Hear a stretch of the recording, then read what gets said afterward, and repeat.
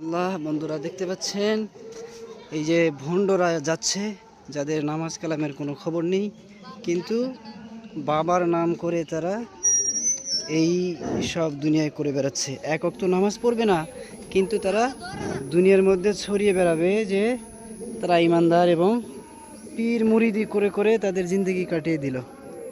দেখতে পাচ্ছেন এরা এইভাবেই এরা দুদিন তিন দিন ভোর শুধু ঘুরে বেড়াবে, নামাজ কালাম কিচ্ছু নেই। বিশ্বাস করুন, এদের নামাজ কালাম কিচ্ছু নেই, এরা ইমানদার। আমার প্রশ্ন, এরা যদি নামাজ কালাম না পড়ে ইমানদার হয় তাহলে বেঈমান কে? আল্লাহ নবী সাল্লাল্লাহু আলাইহি সাল্লাম বলছেন যে মান তারাকা সালাতা মুতাআম্মিদান ফাকাদ কাফার, যে ইচ্ছাকৃতভাবে নামাজ ছেড়ে দিল সে কুফরি করল। তাহলে এরা কি?